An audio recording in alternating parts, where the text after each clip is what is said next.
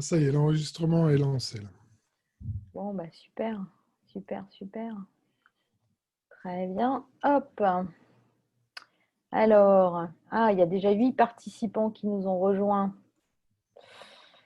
Alors, Nancy est là, Sylvie, Valérie, Olivier, Catherine qui est connectée 2 fois, Eric. Ça me permet de saluer un petit peu toutes les personnes qui arrivent. Hop, En je vais effet, mettre... bonjour. Hop, allez. Bonjour à tous et à toutes. Là, il y a 15 participants. Je pense qu'on va attendre encore, si tu es OK, Mathieu, on va entendre encore quelques minutes Oui, bien sûr, bien sûr. avant de commencer.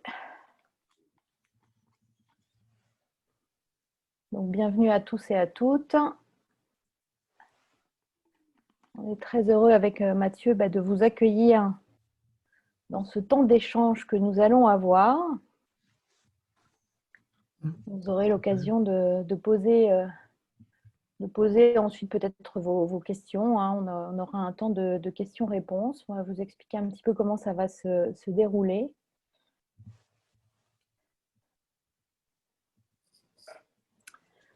Alors, hop, alors je vois 15 personnes. Par contre, je vois que 13 spectateurs. Oui, c'est normal parce que 13 plus 2, c'est normal. On est 15, donc c'est bon. Voilà, tu me dis, Mathieu, quand c'est OK pour toi, sachant qu'on a encore, donc je crois que tu avais vu une petite trentaine de personnes. On est à Oui, c'est ça. peine, voilà, on a la moitié. On a une autre personne là qui est venue nous rejoindre. Parfait. On va entendre encore peut-être 1 ou 2 minutes. Ouais, j'ai eu quelques messages de personnes qui me disaient que malheureusement, elles ne pourraient pas se joindre à nous. D'accord. Là, je vois 3 ou 4 personnes. Mais en effet, si on attend encore 2 ou 3 minutes, et puis après on se lance, Voilà, exactement. parce que je Alors, pense qu'on est tous dans notre heure de lunch break, hein, de pause déjeuner, donc il faudra reprendre après à 13h30. Alors, je vais changer mon paramétrage. Voilà. J'avais envoyé un bonjour à tous et à toutes pour vérifier que les conversations étaient connectées, mais j'étais que... hop.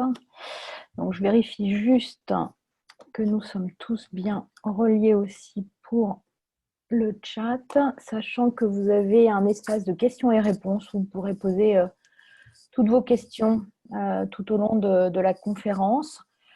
Il est quelle heure là? 12h32. Est-ce qu'on commence à introduire, Mathieu? Est-ce que c'est OK pour Très toi? bien. Oui, oui, OK, bien. Très bien, on y va. Très bien. super. Bonjour à tous et à toutes. Je suis Bonjour. très heureuse d'être là maintenant avec Mathieu. On va cheminer autour de la grande actualité de Mathieu, qui a écrit un très bel ouvrage que j'ai eu la chance de lire même un peu en... Voilà. Merci Mathieu pour nous montrer la couverture que j'ai lue en avant-première, donc un consultant chez les religieuses. Alors, je suis particulièrement à la fois contente et puis à la fois émue parce qu'effectivement, j'ai vu un peu la genèse du projet tout au long peut-être de ces derniers temps, surtout d'écriture.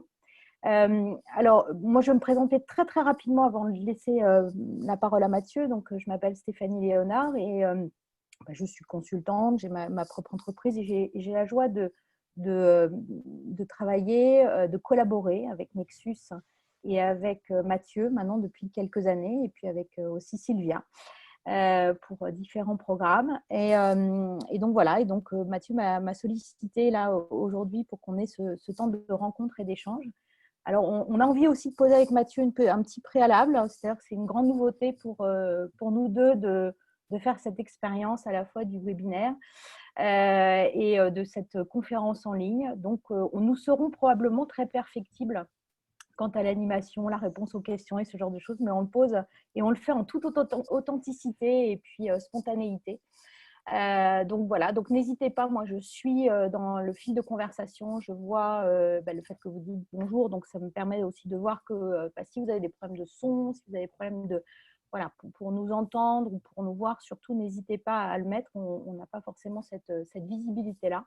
Et puis vous aurez aussi un espace de questions et de réponses, et moi ce que je vous propose, c'est peut-être de les poser au fur et à mesure où elles viendront de ce temps d'échange que nous aurons avec Mathieu.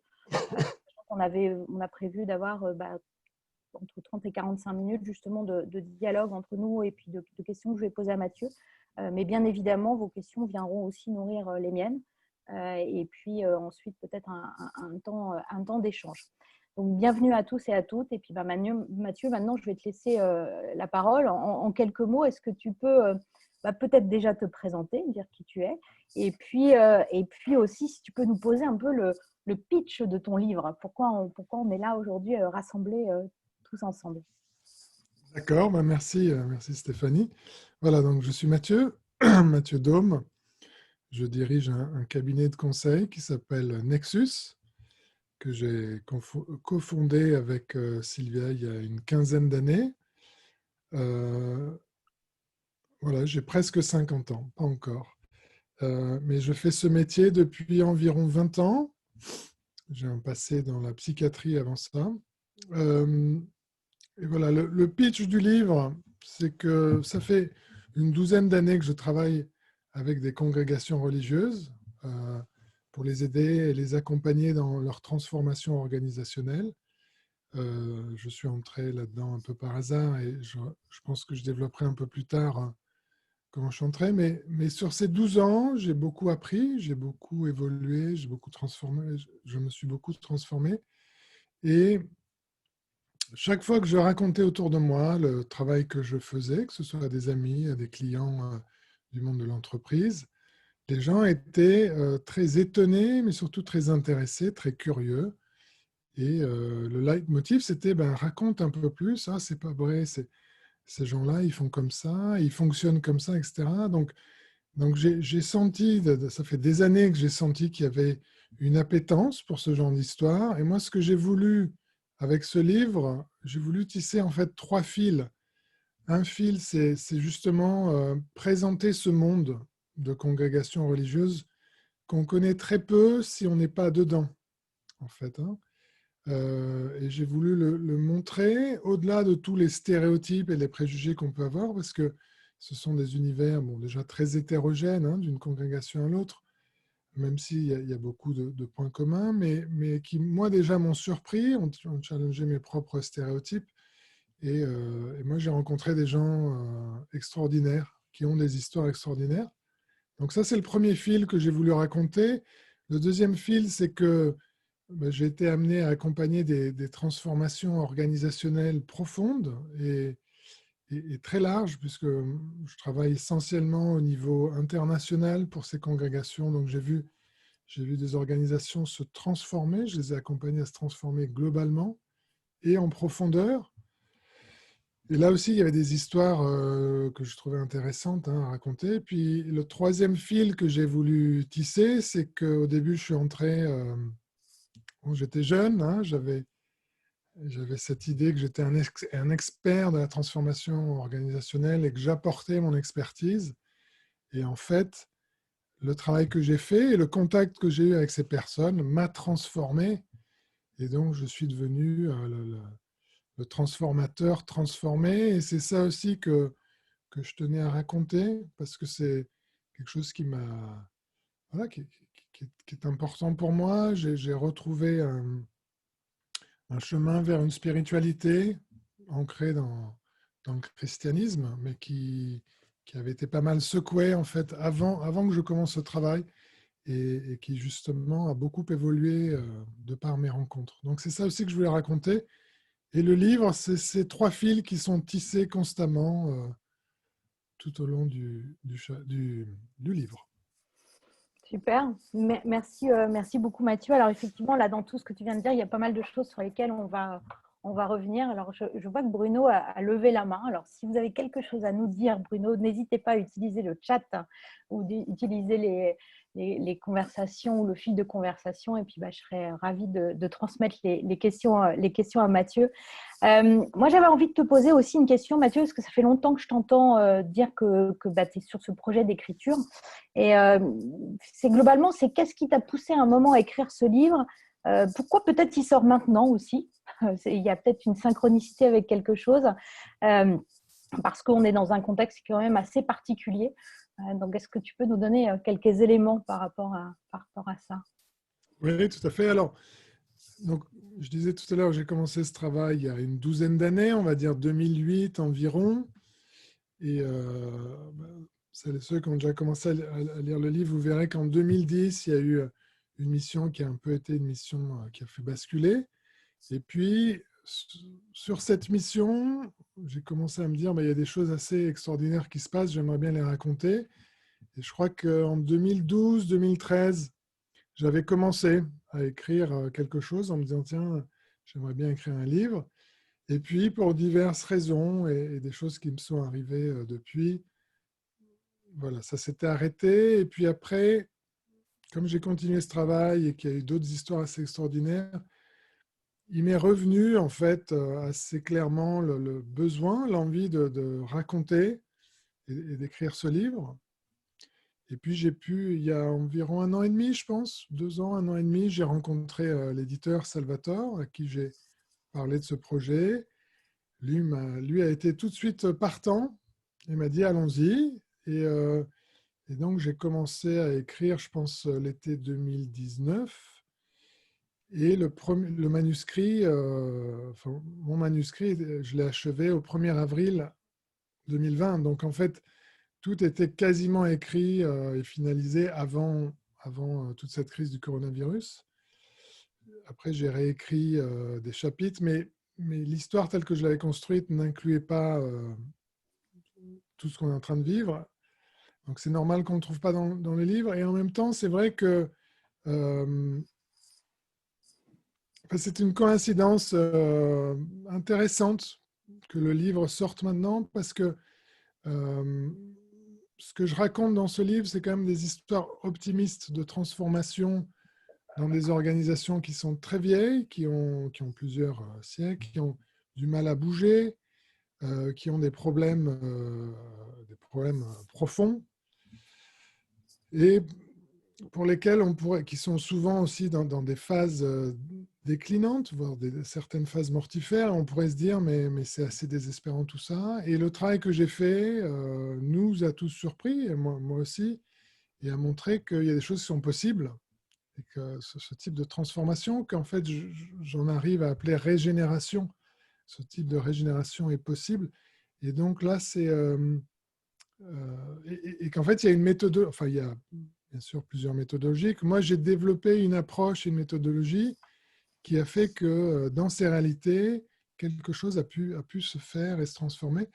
Et donc, le fait que ça arrive maintenant, dans une période qui est quand même assez désolante, hein, pour utiliser un mot, je l'ai appris avec les jésuites, hein, désolante, c'est-à-dire un peu désespérante, un peu déprimante. Ben, en fait, on peut se dire que malgré tout, il y a des lueurs d'espoir, des manières d'espérer que des choses sont possibles. Ça dépend comment on va s'y prendre et qui on embarque dedans. Donc c'est vrai que moi-même, ma propre expérience me permet de me raccrocher aujourd'hui à un certain espoir quand tout autour est assez sombre quand même, hein. Voilà. Donc il y a cet optimisme, je trouve, dans ce que j'ai vécu et qu'à mon avis, on retrouve dans le livre. Ok, merci beaucoup. Alors, tu parlais justement alors de cette histoire de transformation de ces organisations qui sont centenaires. Euh, c'est quoi finalement ton secret ou, finalement pour bousculer, pour accompagner, pour transformer ce type d'organisation? Parce que comme nous tous, pour certains et certaines là, qui d'ailleurs nous écoutent, on a notre casquette de consultant et puis on se dit, voilà, on a tous finalement des outils souvent qui sont assez similaires les uns aux autres. Qu'est-ce qu'il y a de particulier ou d'unique, en fin de compte, dans ton inspiration pour justement enclencher cette transformation? Comment tu appréhendes finalement cette transformation? Bon, alors, je vais essayer d'être, pas parce que je pourrais avoir besoin d'une journée pour expliquer tout ça, je vais essayer d'être aussi synthétique que je peux. Pour celles et ceux qui sont familières avec nos métiers, ou en tout cas avec la transformation organisationnelle, moi j'ai créé en fait une approche et un ou plusieurs modèles en hybridant des choses qui existent déjà et pour adapter ça à la réalité que je rencontrais, alors à la fois dans les congrégations et puis c'est ce que j'utilise dans mon travail avec les entreprises aussi. Et les trois grandes sources en fait, conceptuelles, méthodologiques, un, c'est ce qu'on appelle la théorie U, qui est un outil de design et d'accompagnement, de transformation. Et là alors il se trouve que la théorie U, ça a été construit aussi avec une dimension assez spirituelle, plutôt inspirée du bouddhisme. Et moi, la théorie U que j'utilise avec les congrégations, le retour que j'ai eu, c'est que ça résonne beaucoup avec des processus de discernement qui existent déjà dans l'Église et dans différentes congrégations, souvent d'origine ignatienne, c'est-à-dire jésuite. Le U, ça nous permet vraiment d'ordonner en fait notre travail. On commence par vraiment élargir notre perception de la réalité en construisant un tableau collectif et on se discipline énormément pour ne pas sauter tout de suite dans les solutions alors qu'on pourrait y être tenté. C'est vraiment de se dire, d'abord essayons de prendre conscience du problème ensemble. Ensuite, la deuxième phase, c'est ce qui est appelé presencing, c'est-à-dire qu'on laisse venir, on laisse émerger ce qui va être le plus pertinent comme solution et on accepte que ça vient au-delà de nous. On n'est pas là à pousser notre point de vue et ce qu'on aimerait voir advenir, mais c'est vraiment qu'est-ce que la réalité nous dit.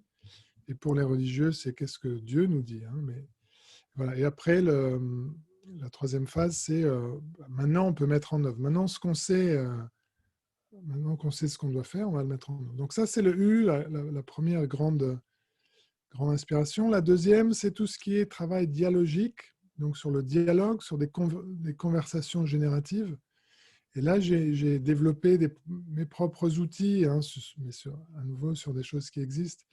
Mais ce dont je me suis rendu compte depuis que je fais ce métier de consultant, c'est-à-dire depuis une vingtaine d'années, c'est que la plupart de nos problèmes profonds en organisation, ils ne sont pas liés à un manque de technologie, un manque d'outils, de techniques, c'est qu'on n'arrive pas à se parler. Et pourquoi on n'arrive pas à se parler? C'est parce qu'on déjà n'arrive pas à s'écouter. Moi, je travaille beaucoup sur l'écoute et ensuite sur la réponse, une fois qu'on a écouté, donc le dialogue.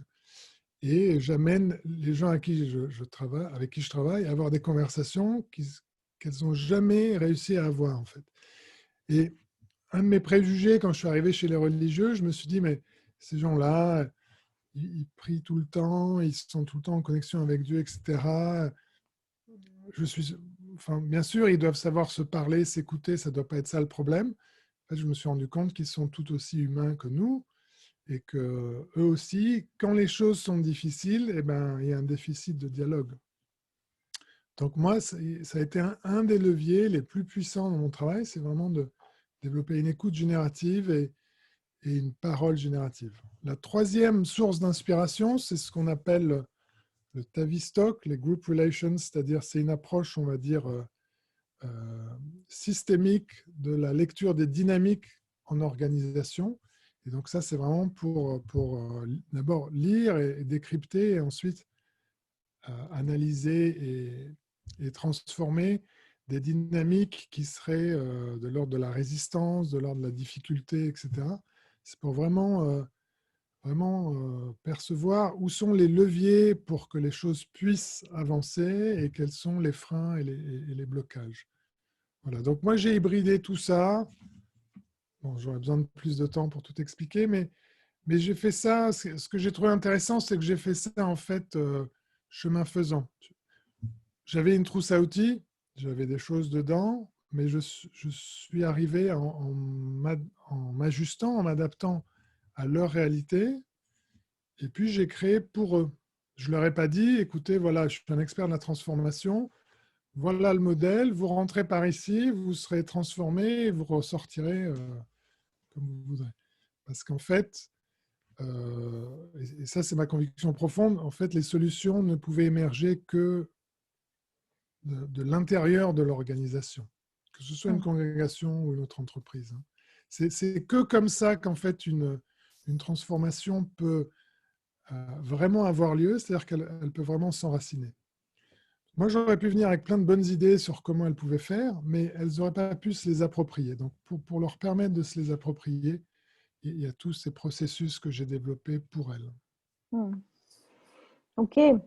Alors, je te remercie beaucoup. Effectivement, là, tout à l'heure, je suis retombée au hasard sur une des pages de ton livre où tu parlais de paix intérieure, c'est-à-dire accepter de découvrir à leur côté, en fin de compte, la suite que tu allais écrire avec elles.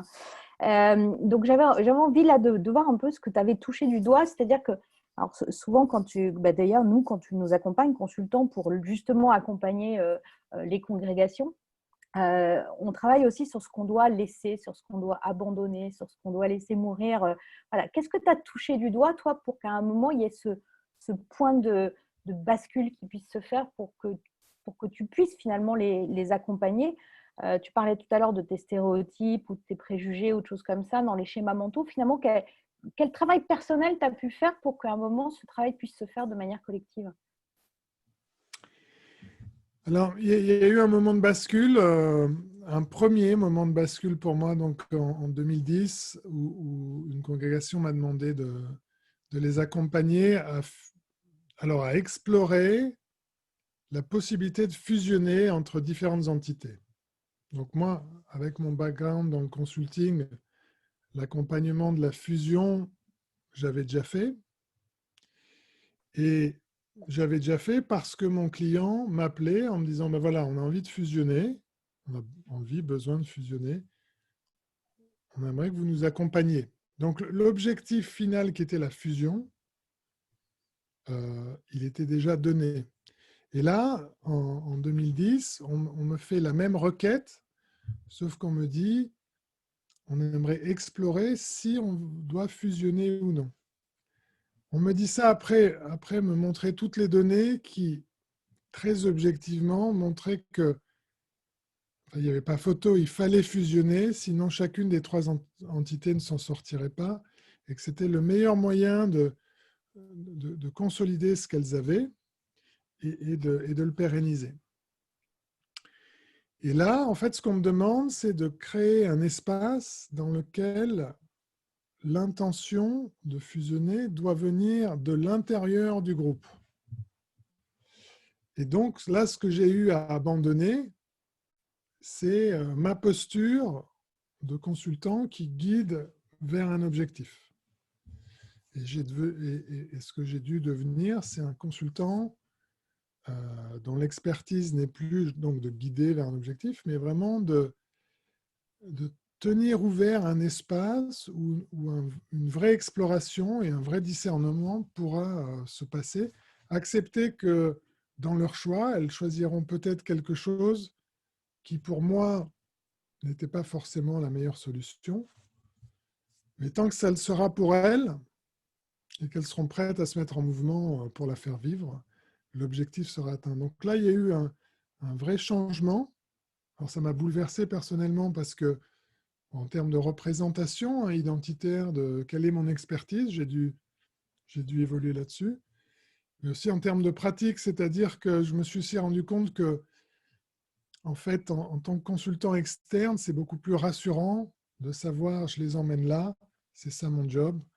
Je peux avoir un sentiment de contrôle, de contrôler la situation qui est beaucoup plus grand, qui est beaucoup plus rassurant. Même si au final, ça ne sert peut-être pas l'objectif final de mon client, en tout cas, moi, je serai rassuré.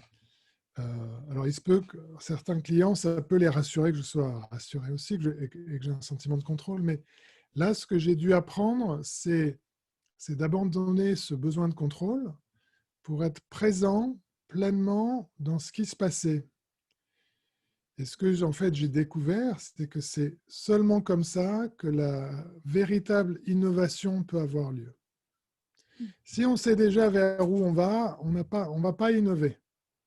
La vraie innovation, c'est quand tu découvres en fait la destination qui sera la meilleure pour toi. C'est quand le processus il t'amène là.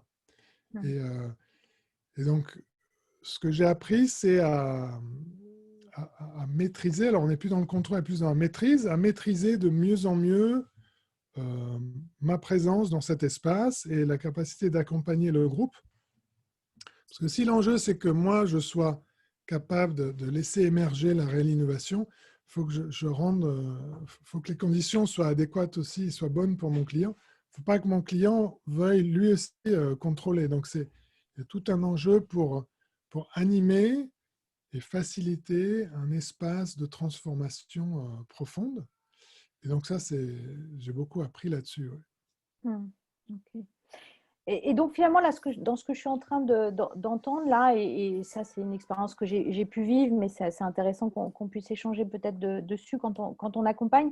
Il y a aussi ce travail qui est fait avec le client, c'est-à-dire que quand tu vas les engager dans une étape, dans chacune des étapes, il y a vraiment ce travail qui est fait en co-responsabilité finalement, comment finalement à un moment, parce que ta posture, enfin la posture que parfois on peut avoir chez nos clients, c'est d'attendre du consultant qu'il sache et qu'il nous emmène là où il faut.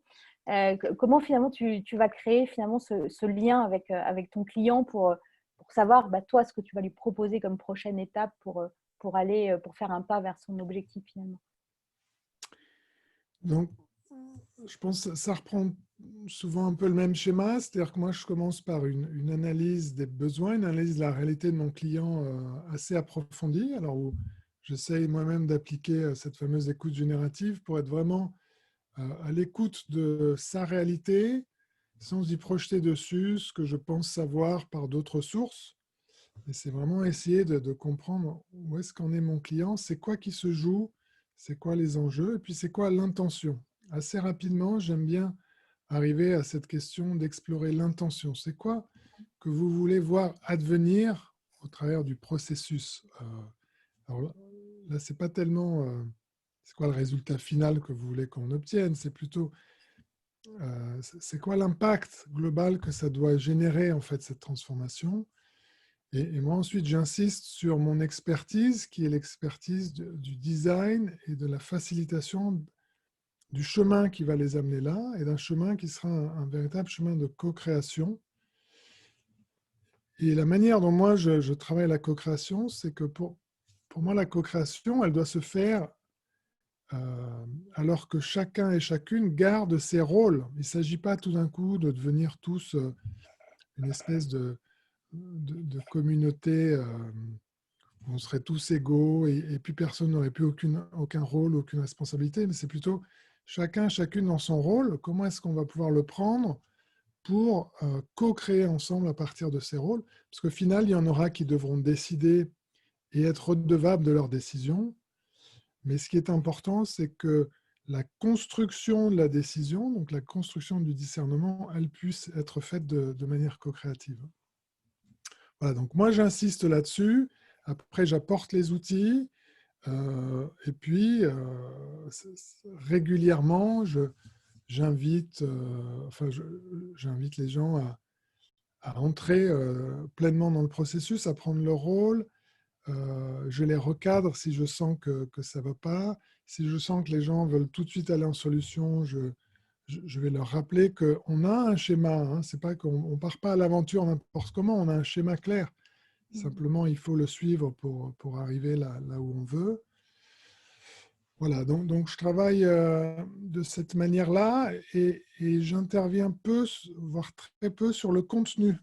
Parce que pour moi, l'expertise du contenu, alors chez les religieux, moi je n'ai pas de vie religieuse, enfin j'ai ma propre vie maintenant, mais je ne suis pas un prêtre ou un frère ou une sœur. Donc qu'est-ce que ça veut dire vraiment d'être une sœur ou un frère ou un prêtre? Ben, ça, je ne vais pas intervenir là-dessus.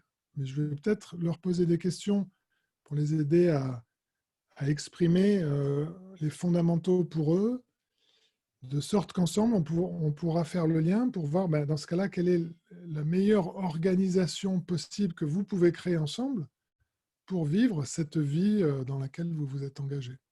Mm.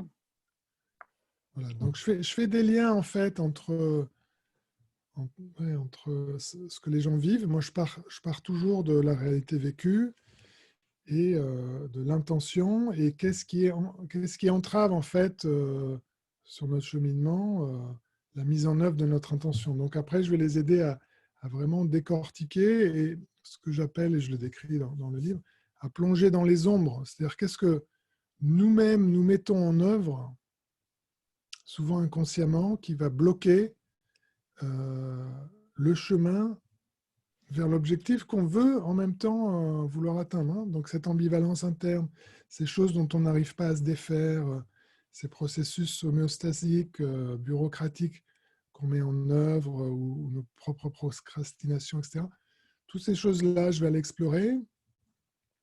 Les conflits qui viennent, qui n'ont jamais été résolus ou les problèmes qui n'ont jamais vraiment été réglés et qui, s'ils ne sont pas réglés, nous empêcheront d'avancer sur le chemin qu'on s'est donné. Voilà. Donc, ça va être ça un peu mon rôle. Moi, je me vois plus comme l'accompagnateur d'un accouchement, en fait. Hein, ce qu'on appellerait une sage-femme ou un sage-homme. Je ne sais pas si ça existe. Mais... Maïoticien, peut-être. Voilà, un maïoticien. Et c'est vraiment là mon expertise, je pense. Alors, justement, là, tu as introduit là où j'avais envie aussi d'avoir peut-être plus d'informations. C'est-à-dire que tu dis que tu vas avoir ce rôle de maïoticien et pour l'avoir vécu, moi, en tant que consultante à tes côtés sur des missions, et je sais que tous les consultants de Nexus, on a vécu à un moment ce travail personnel. Toi, en fin de compte, à un moment, parce que tu disais que dans ton livre, finalement, il y avait ce troisième fil qui était aussi le fil très personnel et spirituel.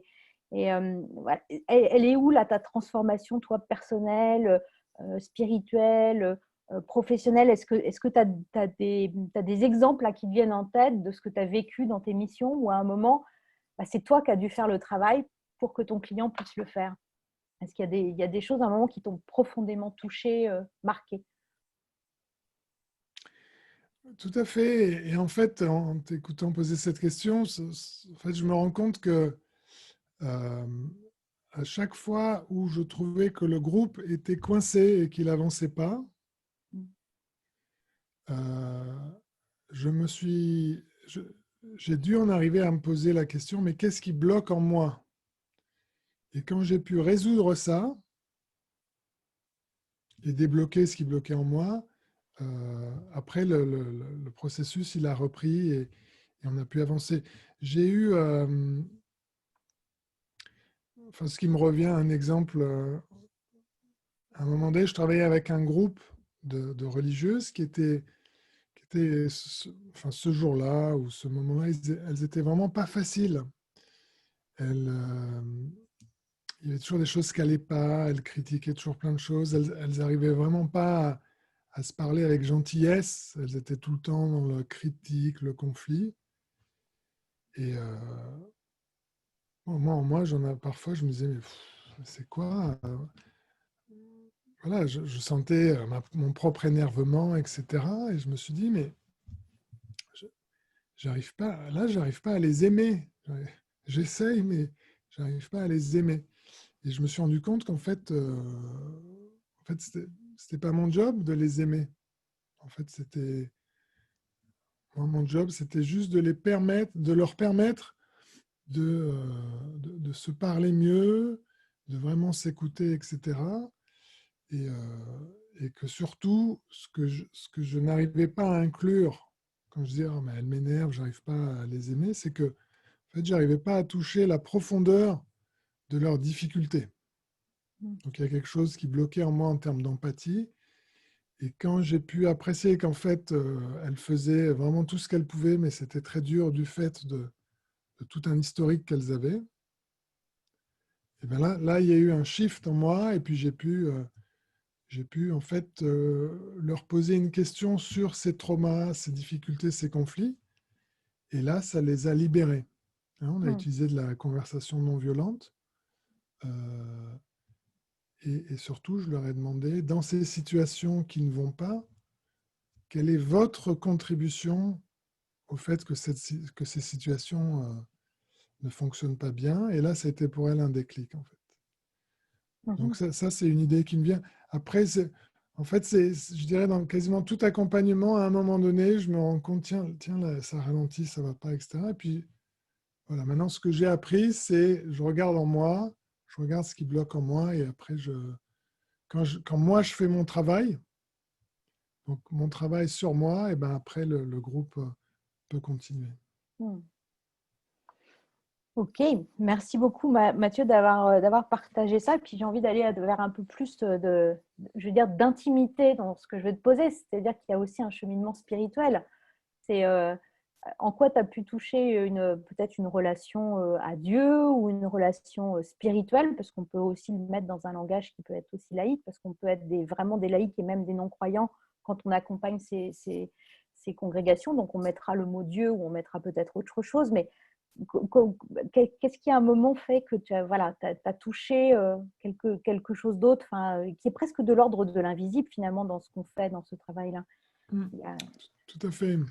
Et d'ailleurs, pour rebondir sur ta question, moi il y a un groupe avec lequel je travaille et c'était ma grande surprise, dès le début de notre travail ensemble, il ne se référait pas à Dieu, il parlait de ce mystère que nous appelons Dieu.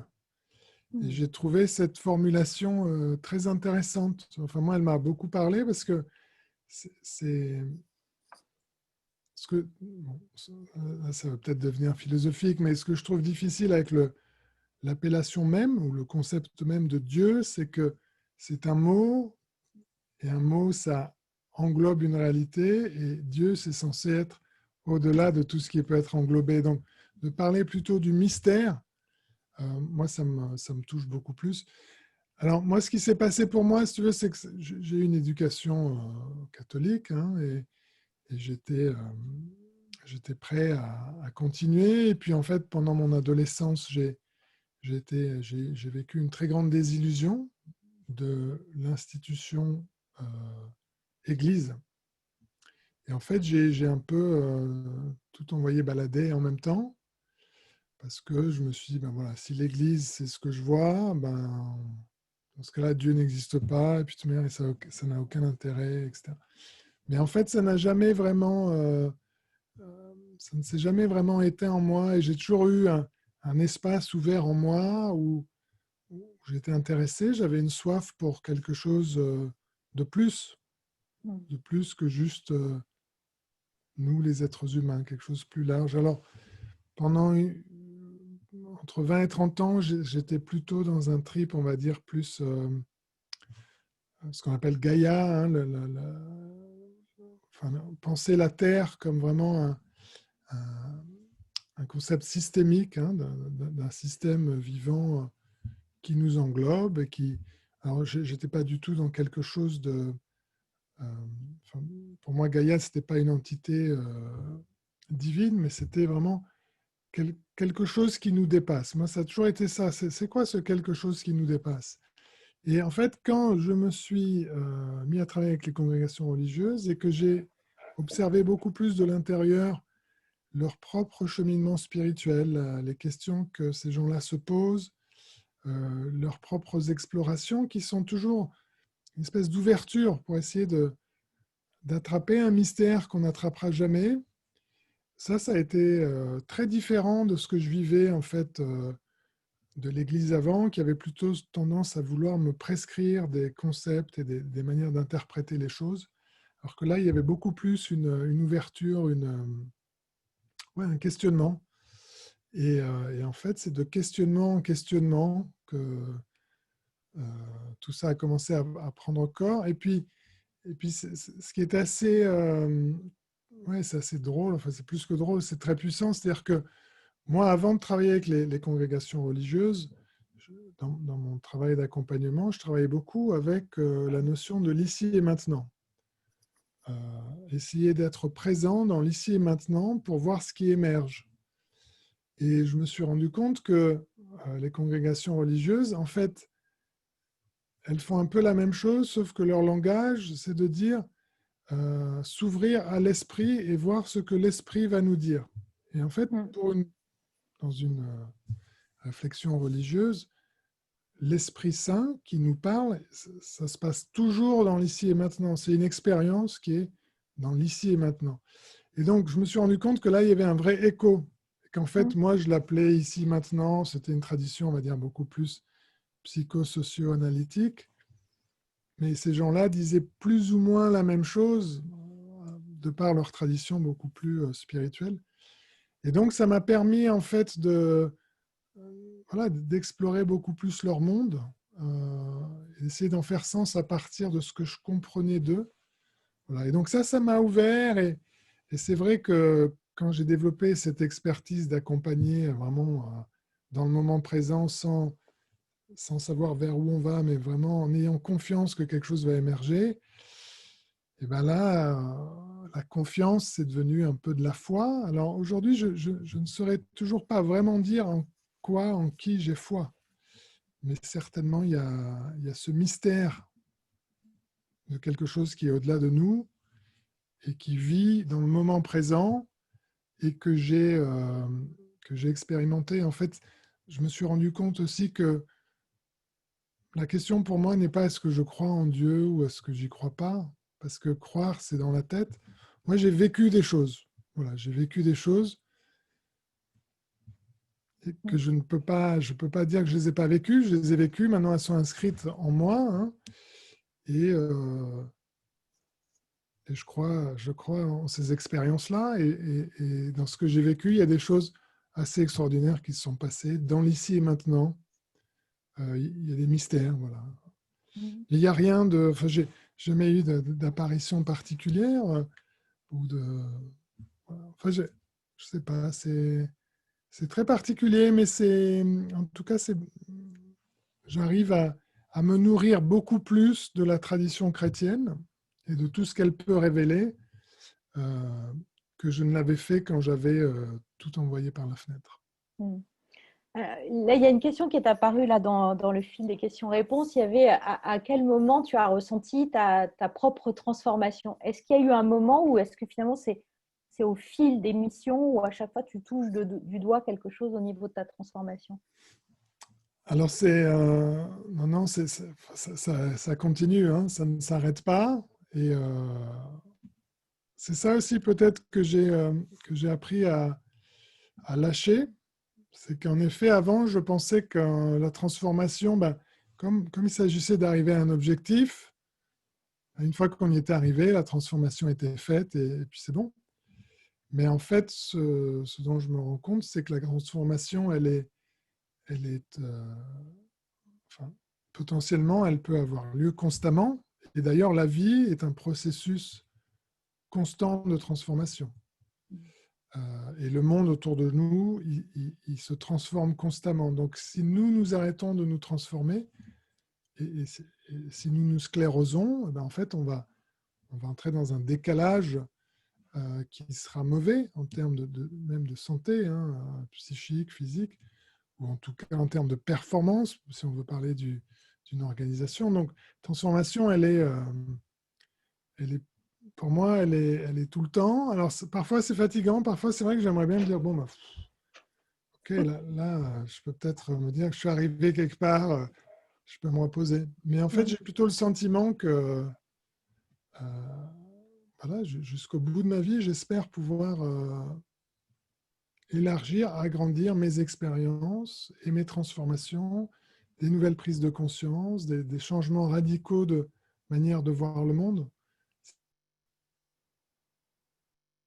Ça va continuer de m'arriver. Ok.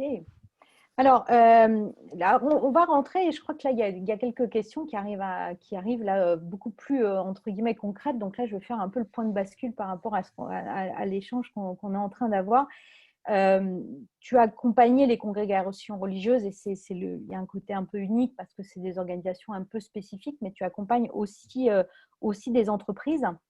Alors, en même temps, la congrégation religieuse, bah, il y a cette notion de spiritualité, il y a cette notion aussi de temps parfois long, parce que quand on les accompagne et quand on travaille souvent sur des longues périodes. Finalement, quand on est plus dans l'organisation laïque, classique, euh, de l'entreprise, tout simplement, on n'est pas sur la même échelle du temps. Alors finalement, comment tu les accompagnes? Est-ce que c'est différent, en fin de compte, du travail que tu fais avec les congrégations ou comment tu débutes cette relation? Et il y avait une petite question, peut-être que tu pourras l'intégrer dans ta réponse, c'était comment fais-tu quand il y a comment fais-tu des suggestions en cas de blocage? Donc voilà, comment tu vas expliquer finalement à ces organisations, à ces entreprises, comment tu vas les accompagner? Ouais, alors je vais essayer de répondre à tout ça en même temps. En fait, la relation au temps, elle est extrêmement importante et moi, j'ai beaucoup appris là-dessus parce qu'en effet, dans le monde d'avant, enfin, le monde d'avant en termes de mon travail, hein, avant de travailler avec les congrégations, c'est vrai que l'idée, c'était de se dire, le projet doit aller vite, on ne peut pas prendre plein de temps, il faut que ça aille vite. Donc, il faut générer des solutions vite, un plan d'action vite, comme ça, on pourra le mettre en œuvre. Sauf qu'en fait, ce qu'on oubliait dans cette équation, c'est que la mise en œuvre est extrêmement longue, parce qu'en fait, on perdait rapidement des gens en cours de route, et il y avait aussi des résistances qui arrivaient justement à ce moment-là. Alors, on est allé trop vite, on est allé très vite au début, on avait trouvé des super solutions, sauf que comme les gens n'étaient pas impliqués, ces solutions en fait ne pouvaient pas vivre. Donc le renversement que moi j'ai opéré, enfin que j'ai appris à opérer, c'est de me dire prenons le temps d'impliquer tout le monde pour que les gens soient co-auteurs et co-créateurs. Et quand on fait ça, et ça c'est ce que moi j'ai appris constamment par l'expérience, quand on fait ça, en fait après la phase de mise en œuvre, elle peut devenir beaucoup plus courte. Parce qu'en fait, les gens, ils sont prêts à le faire. C'est leur solution, c'est leur intention et ils sont prêts à y aller. C'est, voilà, dans l'open space technologie, c'est un des fondamentaux. Hein, c'est qu'on dit, ben voilà, on met les gens ensemble. Les gens ne bossent que sur ce sur quoi ils sont prêts à s'engager. Et donc, on ne va peut-être pas faire certaines solutions, mais celles qu'on fera, ben, comme ils sont prêts à s'engager, ben, ça va aller vite. Donc ça c'est une chose. L'autre chose, c'est que ce que j'ai aussi appris, c'est que si on n'est pas au bon niveau du problème, c'est même plus une question de temps. C'est-à-dire que soit on est au bon niveau du problème et donc on va pouvoir trouver une solution qui va vraiment faire bouger les choses, soit on n'est pas au bon niveau, alors oui, on pourrait aller très vite et se donner l'impression qu'on a fait du bon boulot. Mais si on a évité une partie importante, voire la partie importante de la réalité, dans ce cas-là, ça n'aura servi à rien. Donc après, comment on fait concrètement? Concrètement, moi, j'adapte mes outils à la réalité. Moi, j'utilise le processus U. Je l'ai utilisé dans une réunion d'équipe assez fondamentale chez un client. On a eu une demi-heure. On a fait un U à 10 en une demi-heure, alors que mes collègues, comme il n'y avait qu'une demi-heure, voulaient tout de suite passer aux solutions. Je leur ai dit, il n'en est pas question. On ne va pas dire un truc à nos clients et puis faire le contraire nous. Donc, discipline, sensing, presencing, realizing. Bon, au début, tout le monde était méga frustré. Ils m'en ont voulu à mort. Mais après, on s'est rendu compte que ça avait marché. En une demi-heure, on a utilisé un U et on a trouvé les solutions pertinentes pour travailler avec le client. Donc, moi, un U, je le fais en une demi-heure, je le fais en une heure, en un jour. Je le fais même à l'intérieur de moi, avant de répondre, par exemple, ou avant d'entrer en conversation avec quelqu'un. Donc, c'est des choses, en fait, si, par exemple, dans l'écoute générative, au début, c'est vrai que ça prend du temps. Mais si on s'entraîne à l'écoute générative, on va pouvoir écouter les gens au bon niveau et après, on va aller beaucoup, beaucoup, beaucoup plus vite. Donc, c'est plus une question en fait, de changer de schéma mental et de se dire, Et surtout, c'est le schéma mental sur là où on investit le temps, en fait. Et moi, mon argument, c'est le temps, il faut l'investir au début, créer les bonnes bases, et après, ça va passer. Et l'inverse, ça ne marche pas. Voilà. Sinon, il y a une question sur les blocages, hein, c'est ça. Oui, alors j'ai plusieurs questions là. Je vais te donner quelques informations là sur les questions qui émergent. Donc, il y avait quelque chose qui était de l'ordre des blocages. Comment fais-tu des suggestions en cas de blocage? J'avais aussi une autre question quand tu travailles notamment avec les entreprises et faire le lien entre ce que tu fais entre les congrégations et les entreprises. C'était, as-tu trouvé ou appris quelque chose dans la gouvernance, conditions, rôles, règles, rituels des congrégations religieuses qui seraient potentiellement bénéfiques dans celles des organisations économiques laïques? Donc, il y avait ce lien. Et puis, une autre question, alors là, du coup, on va voir comment on peut tirer les choses, parce que là, je me rends compte que dans quelques minutes, on va devoir se quitter.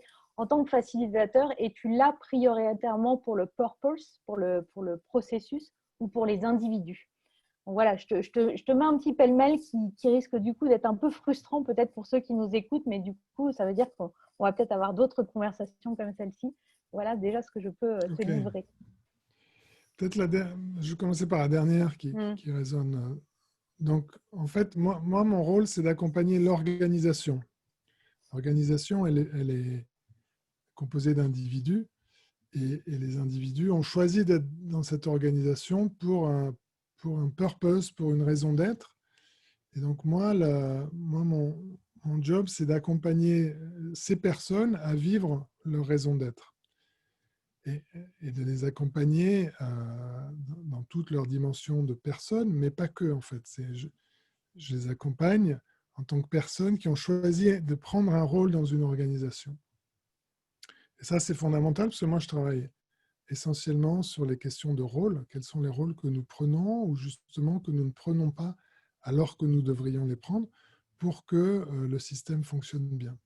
Et ça, c'est peut-être, je fais peut-être dans ce cas-là le lien sur les questions de gouvernance, parce que moi, ça me fait sourire. J'ai vu pas mal de choses déjà écrites sur on devrait s'inspirer des moines dans le management, etc. Il y a différents thèmes là-dessus. En fait, moi, dans tout ce que j'ai lu jusqu'ici là-dessus, il y avait une certaine idéalisation. Euh, ah oui, ces gens-là, ils ont un système, c'est vachement bien, etc. En fait, il y a un système, et puis après, il y a la manière dont les gens le font vivre, ce système. Et moi, je travaille justement avec ces deux choses, pas simplement le système lui-même, mais la manière dont les gens le font vivre. Alors, quand je, quand je travaille avec des congrégations religieuses, donc leur gouvernance, elle est structurée par des règles qui sont les règles du droit canon. Et en fait, historiquement, ces règles du droit canon, elles étaient extrêmement autoritaires, avec une hiérarchie verticale. Aujourd'hui, il y a les mêmes règles. Les règles, elles n'ont pas changé. Mais l'enjeu, c'est de vivre ces règles avec un schéma mental complètement différent. Et ce qui est très difficile pour les religieuses et les religieux de se rendre compte, c'est qu'en fait, ce ne sont pas les règles qui créent la verticalité, c'est ce qu'on projette sur elles. Et donc, il y a une culture et une historique dans le monde religieux qui plaçait le supérieur ou la supérieure comme une autorité à laquelle il fallait absolument obéir. Et il y avait vraiment de l'autoritarisme. Mais ça, c'était simplement la manière dont ces personnes-là interprétaient ce que devait être leur rôle. Et aujourd'hui, on se rend compte que avec les mêmes règles canoniques, on pourrait interpréter ce rôle complètement différemment et être beaucoup, beaucoup plus dans la co-création. Donc ça, c'est un point important. Après, ce qui est intéressant dans une congrégation religieuse, c'est que c'est le groupe qui choisit son leader. Ça, c'est quelque chose d'assez fondamental.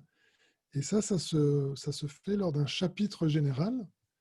Chapitre général, y participent des membres qui ont été élus par ce qu'on appelle les sœurs ou les frères de la base. Donc, il y a un concept de démocratie, en fait, qui est très intéressant. Le chapitre va élire son dirigeant ou sa dirigeante et l'équipe dirigeante. Et le chapitre général va donner les grandes orientations stratégiques. Le rôle ensuite de l'équipe dirigeante, c'est de les mettre en œuvre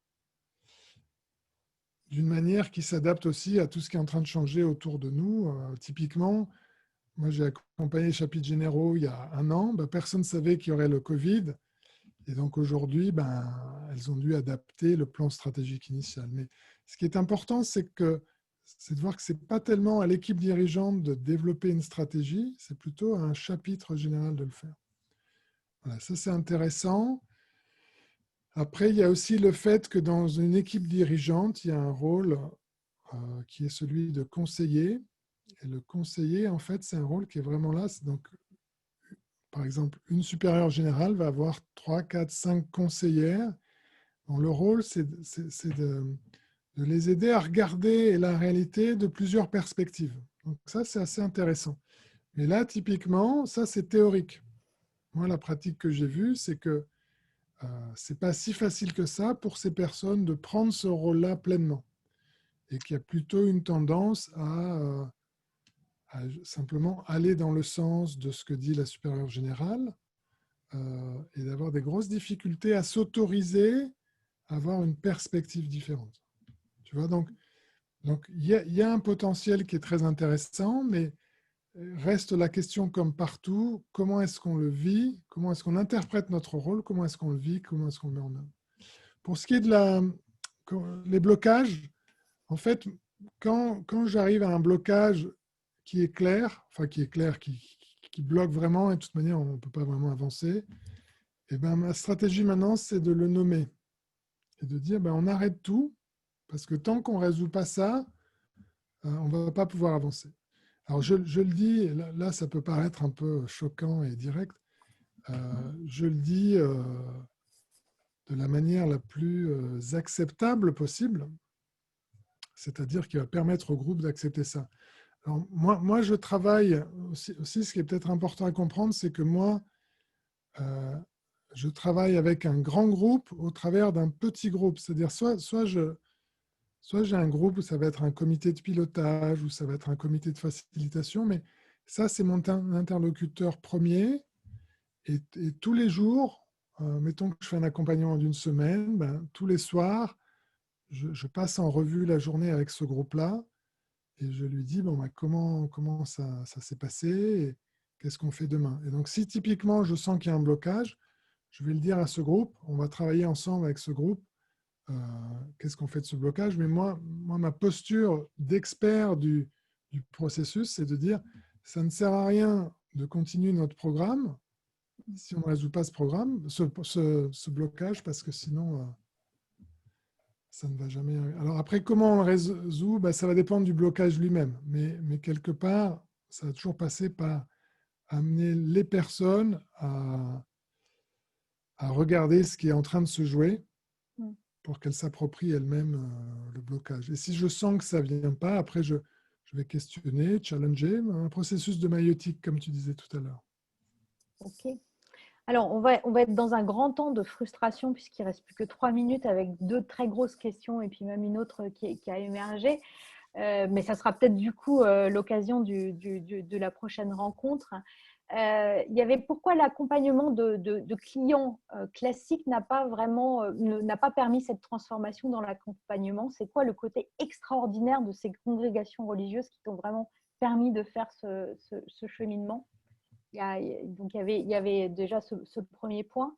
Et puis, là où ça peut peut-être rejoindre aussi un petit peu, c'est est-ce que ces interventions ont changé quelque chose vraiment dans ta façon d'accompagner les entreprises? Donc là, on voit bien qu'il y a un peu ce va-et-vient entre le monde laïque et ces congrégations et le lien. Et voilà.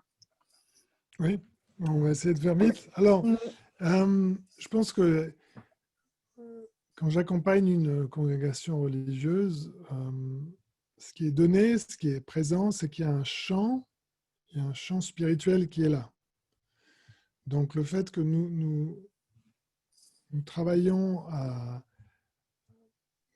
au cœur d'un processus de transformation organisationnelle, ok, mais ça c'est dans un champ plus large où l'axe vertical, l'axe de la spiritualité, c'est-à-dire l'axe du sens de qui nous sommes, pourquoi nous sommes là, à quoi est-ce que nous voulons contribuer en tant qu'être humain.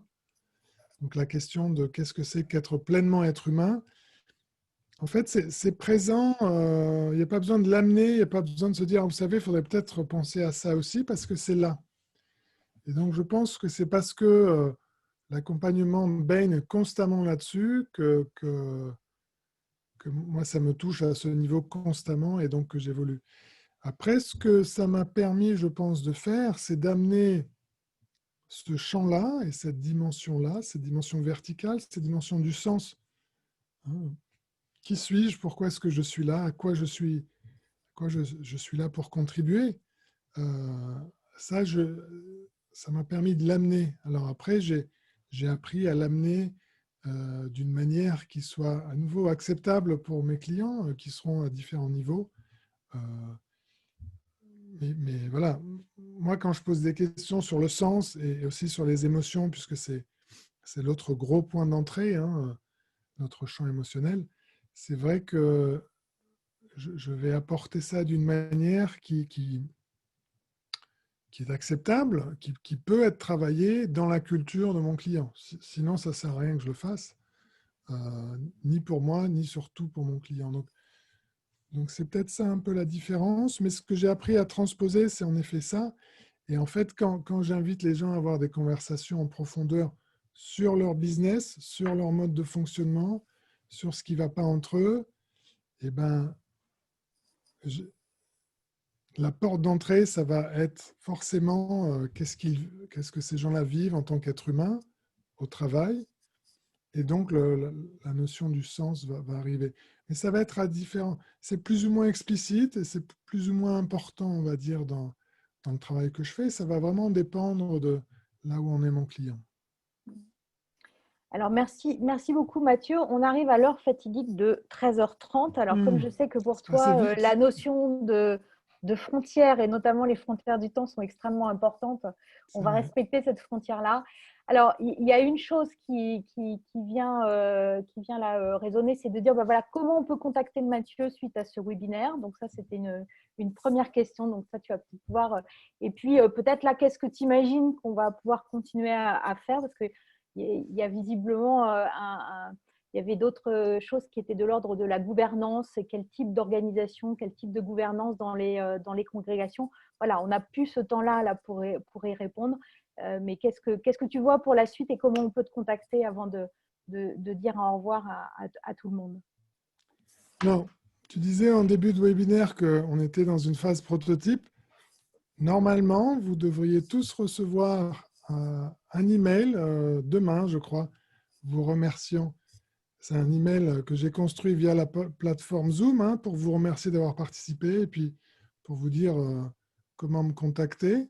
Sinon, il y a bien sûr mon site internet nexusconsultation.com.